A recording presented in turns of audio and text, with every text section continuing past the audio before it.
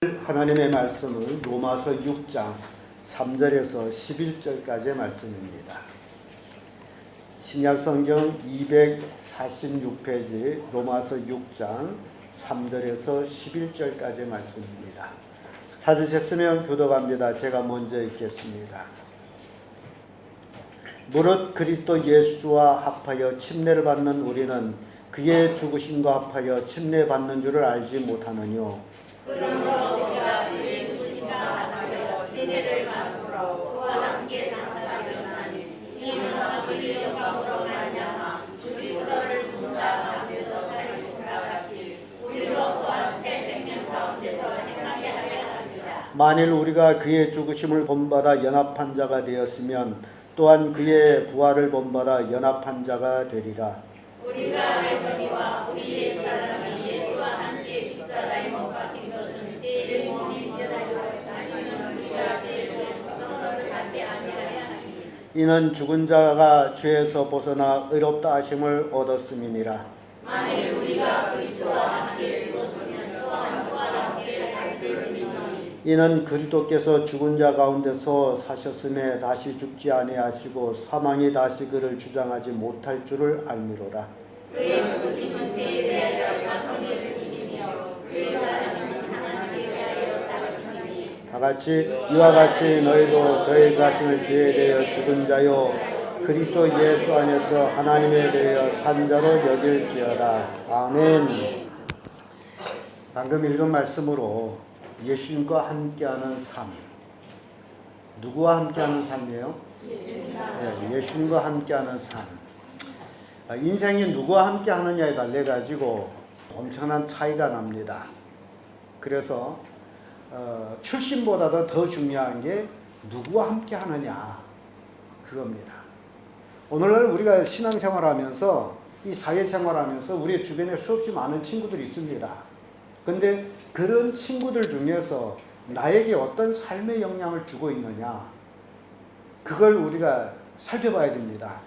이렇게 여러 친구들이 있는데 저 친구는 나에게 어떤 영향을 주고 있지? 또는 다른 저 친구는 나에게 어떤 영향을 주고 있지? 이 모든 것들을 우리가 정말 지각이 있다면 생각해서 이 친구는 사귀어야 된다, 이 친구는 사귀지 말아야 된다라는 그런 결론을 내릴 수가 있어야 됩니다. 다 자기와 좋아한다서 다 좋은 친구가 될 수는 없습니다. 우리는 이 세상에 살아가면서 언젠가는 죽습니다.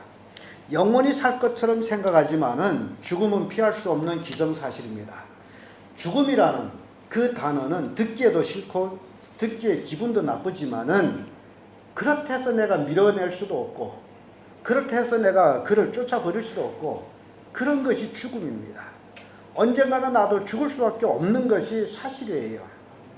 내가 살려고 아무리 노력하고 기억한다 할지라도 죽게 되어 있습니다. 그래서 우리가 살면서 도대체 나는 죽을 때 어떻게 죽을 것이냐 그걸 생각하며 살아가는 것이 중요하다는 겁니다. 그런데 오늘날 많은 사람들이 삶에 대해서는 굉장히 많이 계획을 합니다. 뭐 돈을 많이 벌어서 어떤 집을 사고 어떤 차를 사고 뭐 어떻게 살고 등등등등 돈만 많으면 모든 것이 다 이루어진다라고 그렇게 생각합니다. 그런데 돈이 많은 사람에게는 시간이 없답니다. 시간이 많을 때는 돈이 없답니다. 재미있는 얘기죠.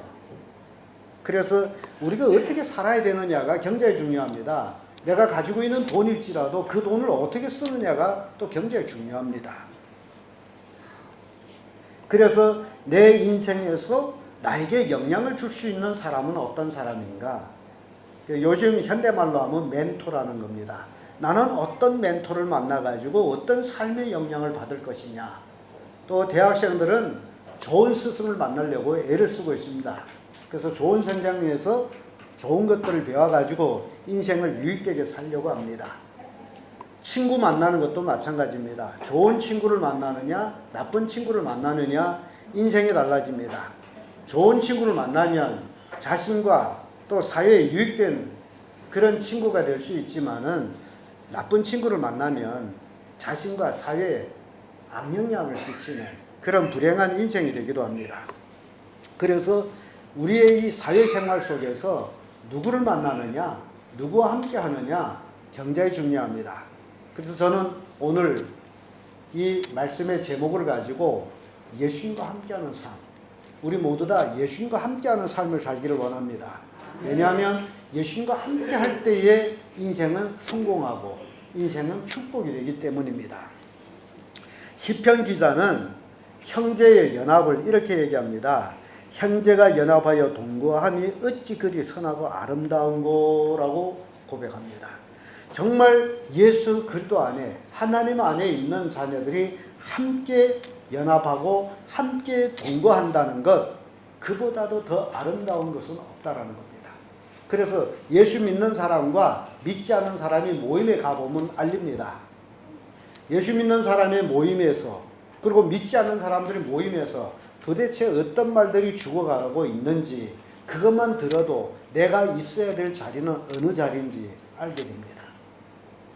이렇게 똑같은 사람인데 누구와 함께 하느냐에 달려가지고 그 장소의 질이 달라진다는 겁니다. 예수님은 이 땅에 분명한 삶의 목적을 가지고 찾아오셨습니다. 요한계시록 3장 20절의 말씀 보면 예수님이 노크를 합니다. 볼지어다 내가 문 밖에 서서 두드리노니 합니다. 문 밖에서 노크하노니 그 얘기예요. 누구든지 내 음성을 듣고 문을 열면 내가 그로 더불어 먹고 그는 나와 더불어 먹으리라 라는 말씀합니다. 그러면 예수님이 문을 두드리는데 무슨 문을 두드리느냐? 우리 오늘날 모든 사람들이 마음 문을 두드립니다. 예수님은 우리 각 사람들이 마음 문을 두드립니다. 노크를 합니다. 그래서 그 두드리는 소리를 듣고 문을 열어서 예수님을 영접하면 인생이 달라진다는 겁니다. 근데 참 재밌는 건요, 심리학자들 얘기해요. 사람이 마음 문이 있다라는 겁니다. 그래서 마음을 좀 열어다오 그런 거죠. 마음 문이 있다는 겁니다. 근데 이 마음 문은 밖에 문고리가 없다라는 거예요. 그래서 밖에서 아무리 문을 열려고 해도 열 수가 없는 것이 마음 문이랍니다. 아무리 힘을 가지고 있는 막강한 힘을 가지고 있는 장수나 권력자랄지라도 그 문은 열 수가 없다라는 거예요. 마찬가지로 각 사람들이 마음 문을 하나님도 열 수가 없다라는 거예요. 왜냐하면 하나님께서 인간에게 자유의지를 주셨기 때문에. 그래서 예수님이 노크하는 거예요. 문을 두드리는 거예요. 그 음성을 듣고 마음을 열라. 그래서 사람의 마음 문의 문고리는 아내밖에 없기 때문에 본인이 열어야 되는 거죠. 본인이 열게 되면 그러면 예수님을 영접합니다. 예수님은 내가 마음 문을 열게 되면 나에게로 들어옵니다. 그래서 나와 더불어 먹고 나도 그와 더불어 먹습니다. 인생의 삶이란 누구와 함께 하느냐, 내가 마음 문을 열고 예수님과 함께 하는 것이 가장 중요합니다. 예수님을 영접하고 예수님 같이 먹고 사는 것, 이것이 우리가 하나님께로부터 복받는 길이 된다는 겁니다. 이렇게 예수님은 모든 사람의 마음 문을 두드립니다. 여러분들이 예수님의 그 두드리는 음성을 듣고 예수님을 영접하게 되면 여러분들의 인생은 달라집니다. 이게 오늘날 우리에게 주는 귀한 축복의 말씀입니다. 예수님이 이 땅에 오셔서 우리의 죄 때문에 십자가에 못 박혀 죽으셨습니다. 그래서 누구든지 예수님을 영접하기만 하면 죄사함을 받습니다. 새로운 삶을 살게 됩니다. 이것이 예수님과 함께하는 삶이에요. 마태복음 12장 30절에 보면 나와 함께 아니하는 자는 나를 반대하는 자요 나와 함께 모이지 아니하는 자는 해치는 자니라. 지금 누구와 함께 하느냐가 굉장히 중요하다고 제가 말씀을 드렸습니다. 우리는 누구와 함께 해야죠? 예수님과 함께하는 삶입니다. 예수님은 우리와 함께하기를 원하고 계십니다. 그래서 이 땅에 오셔서 우리의 그 완악한 마음, 죄를 회개하라고 촉구하는 거예요. 오늘 본문의 말씀 이제 보게 되면 예수님과 함께하는 삶이 그 첫 시작이 침례임을 가르쳐주고 있습니다. 침례는 예수님이 요단강에서 침례 요한한테서 먼저 받습니다. 예수님이 이 땅에 와서 하는 사역이 침례의 의미가 담겨져 있는 사역이기 때문에 예수님의 사역 시작에 침례를 받은 거예요. 마태복음 3장 13절에서 15절의 말씀 보면 예수님이 요단강에 이르러서 침례 요한한테 침례받는 내용이 기록됩니다. 이때 예수께서 갈릴리로서 요단강에 이르러 요한에게 침례를 받으려 하신대 요한이 말려 가로되 내가 당신에게 침례를 받아야 할 터인데 당신이 내게로 오시나이까? 예수께서 대답하여 가라사대 이제 허락하라. 우리가 이와 같이 하여 모든 의를 이루는 것이 합당하니라 하신대 이에 요한이 허락하는지라. 예수님은 요한한테 와서 침례를 받습니다. 침례 요한은 회개의 침례를 베푼 자입니다. 그럼에도 불구하고 예수님은 회개할 게 없는 분이지만은 예수님은 침례 요한한테 와서 침례를 받습니다. 하나님의 의를 이루는 것이다라는 거예요. 마태복음 28장 19절 20절의 말씀 보면 그러므로 너희는 가서 모든 족속으로 제자를 삼아 아버지와 아들과 성령의 이름으로 침례를 주고 내가 너에게 분부한 모든 것을 가르쳐 지키게 하라. 이제 예수님 침례를 받으셨고 또 예수님은 제자들을 파송하면서 그들에게 명하기를 가서 모든 족속으로 제자를 삼아 아버지와 아들과 성령의 이름으로 침례를 주고 내가 너에게 분부한 모든 것을 가르쳐 지키게 하라라는 말씀을 주고 있습니다. 그래서 신앙생활의 첫 관문이 뭐라고요? 침례를 받는 거예요. 이 침례를 받고 가르침을 받는 겁니다. 굉장히 중요한 얘기를 하고 있어요. 그래서 교회를 나와서 예수 믿는다 하게 되면 우선 뭘 받기를 원해야 돼요? 침례 받기를 원해야 됩니다. 우리 성도님들 중에 침례 받지 않는 분들은 이제 침례 받기를 원해야 돼요. 저기 침례 이제 신청서가 저 뒤에 놓여 있습니다. 예배 끝나고 그걸 가지고 가서 집에 가서 잘 써가지고 다음 주에 가져와서 내고 이제 날짜를 정해가지고 침례 받으면 됩니다. 이제 침례 교육을 조금 시킬 거예요. 그래서 이 침례라는 것은 예수님이 받으셨고, 그래서 예수님이 주라고 명령했었고, 그래서 내가 침례 받는 것은 예수님의 명령에 대한 순종입니다. 몸으로 행해지는 첫 번째 순종이에요. 근데 굉장히 중요한 얘기가 있습니다. 나는 하나님 믿습니다. 나는 성경 말씀 믿습니다. 근데 침례를 받으라면 나는 안 받겠습니다. 이런 얘기 나온 사람이 있어요. 이게 굉장히 중요한 것이 뭐냐? 예수님이 받아라는 침례도 못 받으면서 뭘 믿겠다라는 거냐? 그 얘기예요. 최대한 순종도 못하면서 뭘 믿겠다느냐? 그래서 신앙의 첫 관문이 뭐라고요? 침례로부터 시작이 된다라는 겁니다. 그러면 도대체 침례의 의미가 뭘까? 왜 침례를 받아라 할까? 예수님은 아무 연구 없이 침례를 받으라고 절대 말씀하지 않습니다. 침례의 의미를 우리가 알아야 됩니다. 그 침례의 의미는 예수님과 함께 한다는 의미입니다. 예수님과 하나가 된다는 의미예요. 그러면 오늘 본문의 3절 4절의 말씀 보면 무릇 그리스도 예수 합하여 침례받는 우리는 그의 죽으심과 합하여 침례받는 줄을 알지 못하느냐.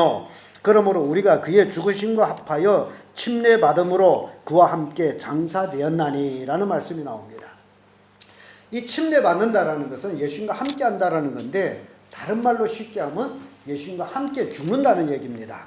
그러면 왜 침례받아야 함께 죽는 거냐? 왜냐하면 그 침례에 함께 죽는 의미가 담겨져 있기 때문이에요. 우리가 침례받으려면 물에 들어가요. 물에 들어가는데 이 물로 내려갈 때 이게 뭘 의미하느냐 하게 되면 죽어서 무덤으로 내려가는 겁니다. 물로 내려갈 때의 그 의미가 죽어서 무덤으로 내려가는데 침례받을 때 물속에다 아예 잠가버리죠. 이 잠가버린 것은 죽어서 매장했다는 얘기입니다. 그래서 예수님과 같이 죽었다는 얘기예요. 십자가에 못 박혀서 같이 죽었다. 매장됐다. 죽었다는 얘기예요. 그래서 예수님 침례를 받으라는 거예요. 침례 받아야만이 그 복음을 느낄 수가 있습니다. 이 복음을 내 삶 속에, 내 행위 속에, 내 몸에 담는 것이 침례예요. 그런데 침례를 받지 않게 되면 거기에 대해서 아무리 들어도 그렇구나 하지 이해를 못합니다. 내 몸으로 이해를 못하기 때문에 예수님은 침례를 받고 제자들 향해서 침례를 주라고 말씀을 하신 거예요. 그래서 성도들이 침례란 바로 죽어서 장사함을 받는 것이다 라는 그런 의미가 있습니다. 성경은 죄 때문에 죽습니다. 우리는 다 죄 때문에 죽어요. 근데 예수님은 죄 없지만은 우리의 죄를 짊어지시고 십자가에 못 박혀 죽으셨어요. 그래서 그 죽음에 내가 동참한다는 것은 예수님이 나를 위해서 죽을 때 나도 같이 죽은 거예요. 이걸 깨달아야 됩니다. 예수님이 죽으실 때 나도 어떻게 된 거예요? 죽었어요. 나도 죽은 거예요. 그런데 나도 죽었다라는 그 표현이 침례예요. 침례를 받음으로 물속에다 집어넣음으로 인해서 나도 죽었습니다. 그런 얘기예요. 나 죽었어요. 로마서 6장 23절의 말씀 보면 죄의 삭은 사망이요 라고 말씀하죠. 그래서 침례 행위는 죄로 인하여 죽음을 상징합니다. 예수님은 죄가 없으신 분이지만은 그는 우리 죄를 짊어지시고 십자가에 못 박혀 죽으시고 장사함을 받은 거죠. 이는 내가 죽어야 될 그 죽음을 예수님이 대신 죽어주신 거예요. 그러므로 우리가 침례를 받는 순간에 예수님과 함께 죽었고 함께 장사함을 받았다라는 것을 알게 되는 겁니다. 침례 받음으로 나는 이제 죽었고 나는 이제 장사되었다. 그걸 알게 되는 거예요. 그렇다면 예수님은 단지 십자가에 못 박혀 죽고 말았느냐? 죽음으로 끝났습니까? 아니죠. 무덤에 장사함을 받았다가 얼마 만에 살아났어요? 우리는 3일 만에 살아났다고 얘기하죠. 그래서 예수님은 무덤에 장사함을 받았다가 3일 만에 부활하셨습니다. 그와 같이 침례를 받을 때 물속에다 완전히 집어넣어서 매장해버렸던 그것이 물에서 다시 올라옵니다. 침례 받는 행위에서 다시 올라와요. 그것이 예수님과 같이 죽었다 같이 살아난다는 거예요. 물속에 내려갔으면 반드시 올라와야 됩니다. 올라오면 어떻게 된 거예요? 죽은 거예요. 요즘 각처에 홍수가 나가지고 익사한 사람 참 많아요. 안타깝게. 물속에 들어가면 반드시 나와야 되는데 나 모으면 죽은 거예요. 예수님이 무덤에 장사함을 받아서 나오지 못하면 죽은 거예요. 근데 부활하셨어. 우리도 물속에 들어갔다가 어떻게 되죠? 나옵니다. 예수님이 부활하신 것처럼 우리도 부활한다는 거예요. 예수님과 하나가 된다는 건데. 그래서 로마서 6장 4절 5절의 말씀 보면 이는 아버지의 영광으로 말미암아 그리스도를 죽은 자 가운데서 살리심과 같이 우리로 또한 새 생명 가운데서 행하게 하려 하심이라. 만일 우리가 그의 죽으심을 본받아 연합한 자가 되었으면 또한 그의 부활을 본받아 연합한 자가 되리라. 우리가 예수님과 하나가 됐을 때, 연합했을 때, 그래서 침례를 받고, 예수님 침례 받고 침례를 주라고 하는 것은 내가 물속에 들어가서 완전히 매장됐다가 올라오는 순간에 예수님이 부활한 것처럼 나도 다시 산다. 새 생명 가운데 산다. 그래서 침례 받고 나서 그걸 깨닫게 되는 것은 이제는 나는 죄로 인해서 죽은 사람이고 지금 내가 사는 것은 내가 아니고 예수님 안에서 내가 사는 것이다. 이게 복음이에요. 예수님과 함께 죽어야만이 함께 삽니다. 예수님과 함께 죽지 않으면 살 수가 없어요. 이를 연합이라고 표현하는 거예요. 침례를 통하여서 비로소 깨닫게 되는 진리입니다.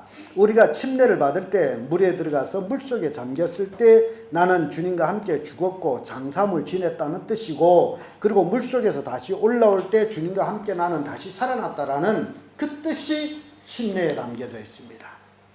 세례를 받은 사람들도 있어요. 세례 받은 분들 이제 잘 생각해야 됩니다. 세례나 침례는 구원에 별 의미가 없다라고 이렇게 얘기합니다만은, 그러나 세례에는 복음이 담겨 있지 않다라는 거예요.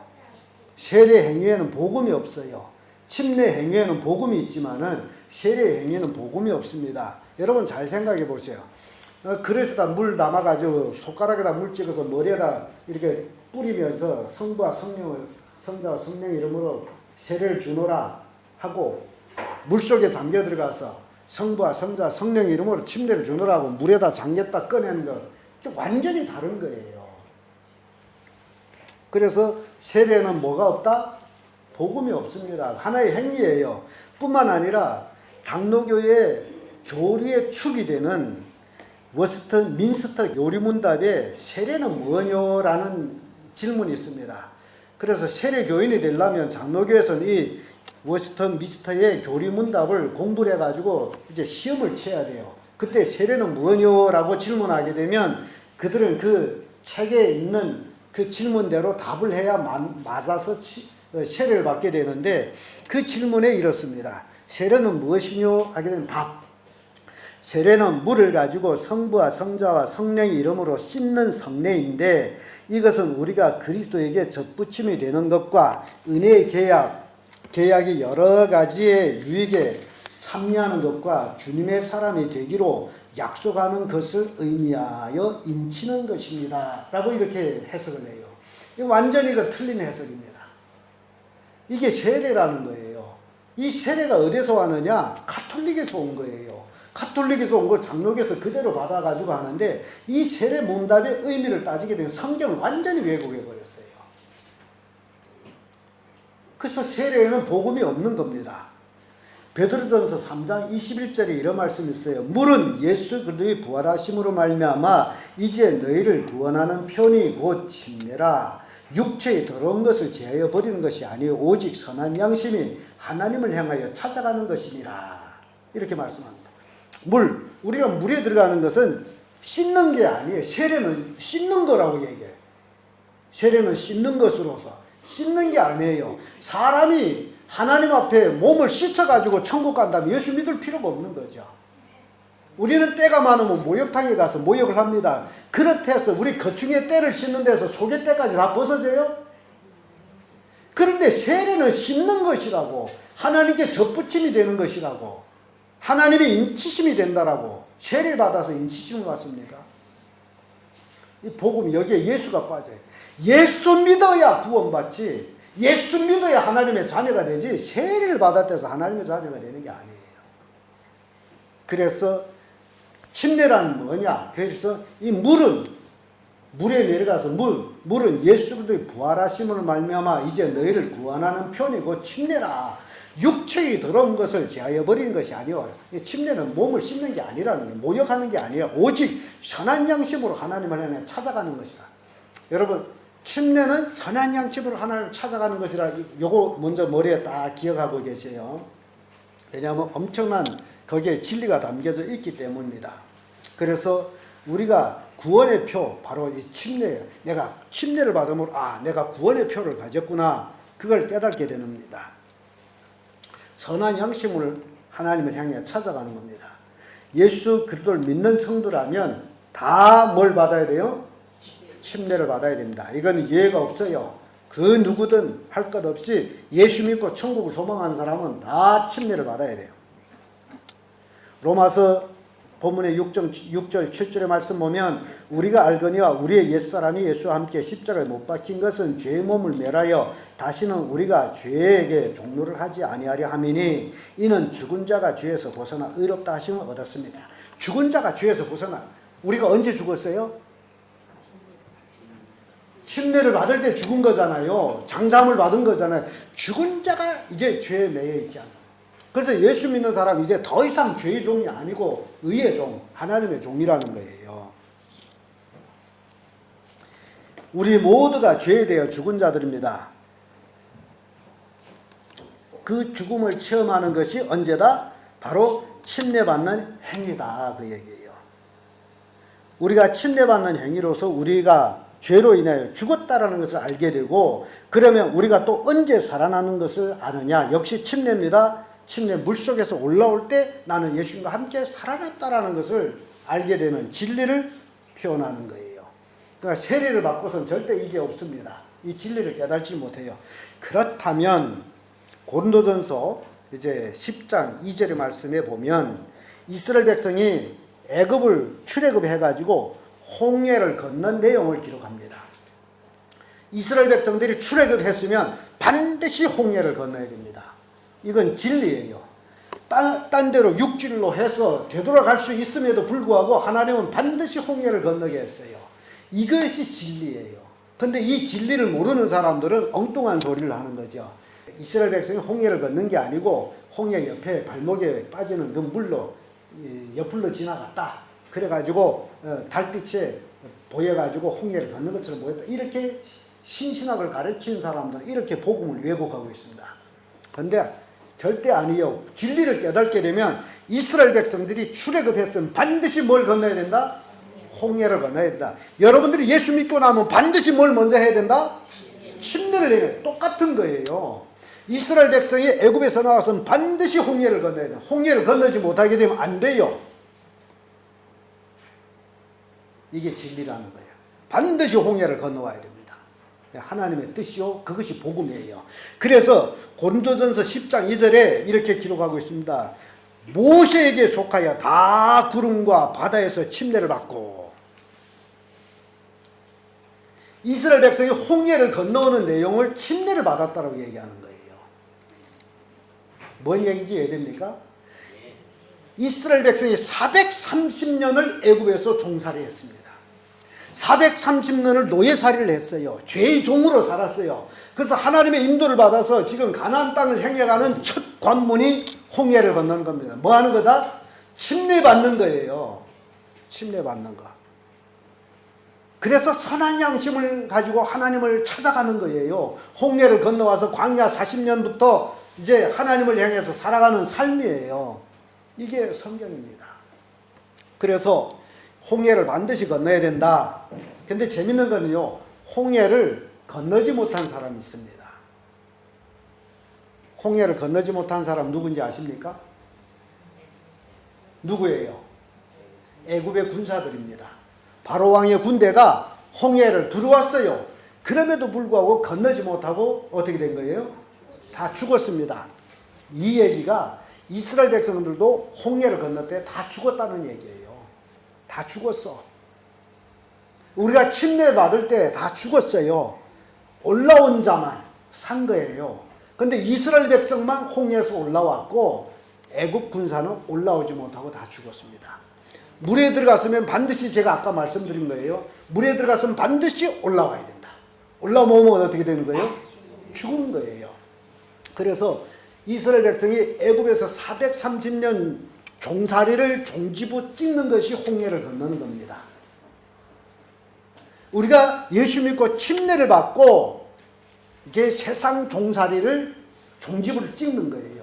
침례 받고 나서 나는 이제는 하나님의 종으로 사는 거예요.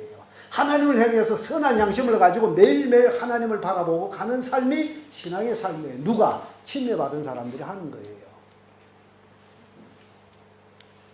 홍해를 건너오지 못하면 죽은 것이 됩니다.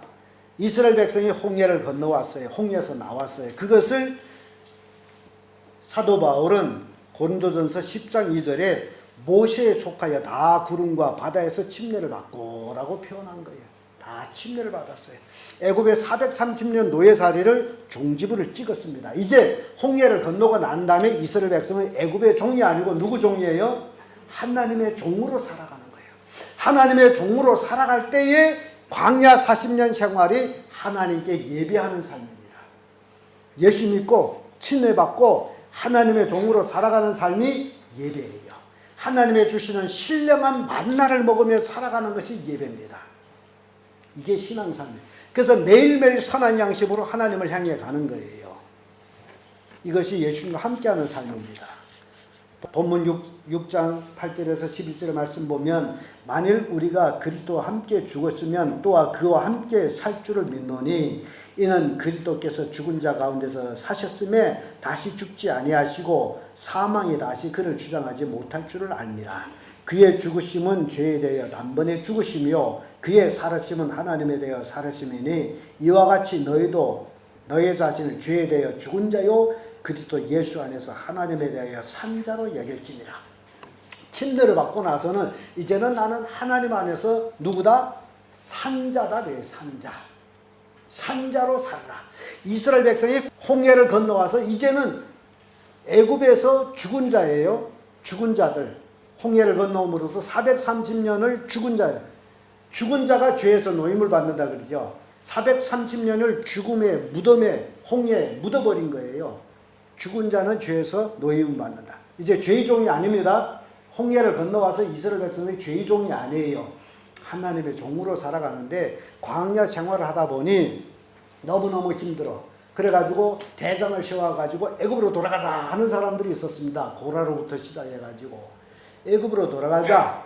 지금 종살이를 종지부를 찍었는데 다시 뭐가 되겠다는 거예요? 종이 되겠다고. 그래서 그 사람들이 애굽으로 돌아갔습니까? 못 돌아가고 어떻게 됐어요? 다 죽었어요. 여러분 꼭 명심해야 되겠습니다. 내가 진짜로 예수 믿고 거듭나서 침례받았으면 다시는 세상으로 돌아갈 수가 없어요. 나는 이제 세상을 다 무덤에 장사하고 하나님 앞에 나온 자들이에요. 하나님을 향해 살아가야 됩니다. 세상을 향해 가면 죽어요. 이게 성경입니다. 예수 믿고 나서 세상을 다시 돌아가겠다면 죽어야 돼요. 죽은 놈을 살려줬는데 다시 죽겠다는 거지 않습니까? 죽어야 돼요. 그게 광야 40년 이스라엘 백성의 죽음이에요. 돌아가겠다는 사람 다 죽었어요. 불신하는 사람 다 죽었어요. 오로지 믿음 있는 사람만 가나안 땅으로 들어갔습니다. 그래서 침례는 예수님의 죽으심과 부활하심에 연합하는 행위입니다. 우리가 누구와 연합하느냐에 달려가지고 우리의 인생이 달라집니다.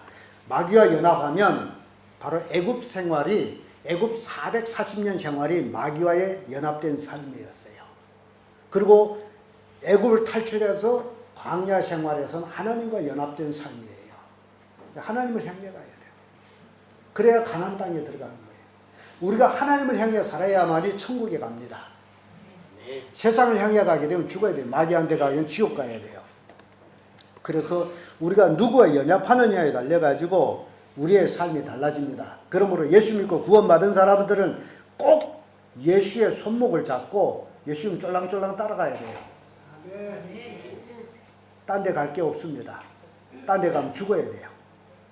우리가 사는 유일한 길이 예수님 따라가는 길이에요. 그게 신앙입니다. 그게 예수님과 함께하는 삶입니다. 그래서 교회 나와서 예배드리고 말씀 듣고 말씀에 양육받고 그렇게 신앙에 성숙하고 성장해 가야 됩니다. 갈라디아서 2장 20절의 말씀 보면 내가 그리스도와 함께 십자가에 못 박혔나니 그런즉 이제는 내가 산 것이 아니요 오직 내 안에 그리스도께서 사신 것이라. 이제 내가 육체 가운데 사는 것은 나를 사랑하사 나를 위하여 자기 몸을 버리신 하나님의 아들을 믿는 믿음 안에서 사는 것이라. 이제 침례받고 나서는 이제 내가 사는 것은 하나님의 아들이 누굽니까? 예수 그리스도를 믿는 믿음 안에서 사는 것이다. 이게 광야 이스라엘 백성들이 40년 동안 하나님을 믿는 믿음 안에서 사는 삶이에요.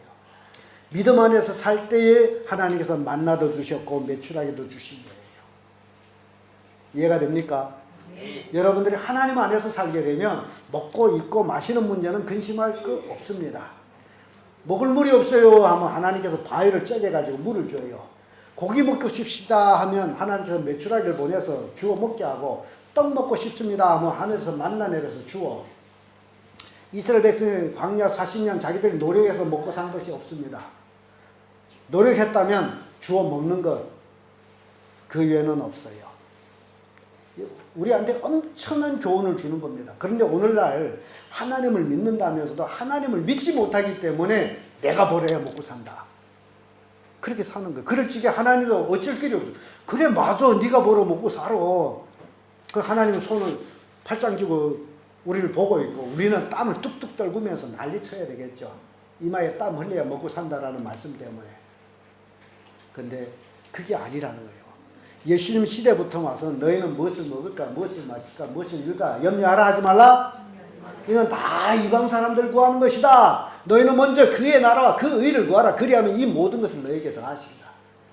하나님 나라와 의를 구하는 삶. 내가 온전히 거듭나서 침례받고 구원받아 하나님을 향해 가는 삶을 살게 되면 먹고 입고 마시는 문제는 누가 주는 거예요? 하나님이 주신다. 더하시리라. 보너스 더 주신다는 거예요. 이런 믿음의 사람이 되기를 바랍니다. 요한복음 15장 5절에서 7절 말씀 보면 나는 포도나무여 너희는 가지니 저가 내 안에 내가 저 안에 있으면 이 사람은 과실을 많이 맺나니 나를 떠나서 너희가 아무것도 할 수 없습니다. 내가 너희 안에 가고 내 말이 너희에 거하면 무엇이든지 원하는 대로 구하라. 그리하면 이루리라. 하나님의 말씀이 내 안에 있고 내가 하나님 안에 있고 무엇이든지 원하는 대로 구하라. 그리하면 이루리라. 얼마나 간단해요. 근데 구하지 않고 자기 힘을 의지하려고 하기 때문에 안 되는 거예요. 사랑하는 성도 여러분, 침례는 복음의 상징입니다. 그러므로 예수 그리스도를 믿는 성도라면 모두 다 예수님의 말씀에 순종하여 예수님과 하나가 되기 위해서 침례를 받아야 합니다. 이것이 예수님과 함께 삶을 사는 시작이에요. 그래서 여러분들이 침례 받지 않는 분들은 침례 신청서에 침례 그 신청서를 써가지고 내세요. 아무튼 침례는 반드시 받아야 되는 것이다. 신앙생활의 첫 관문이 침례라는 것. 여러분들이 깨닫기를 예수님 이름으로 축복합니다.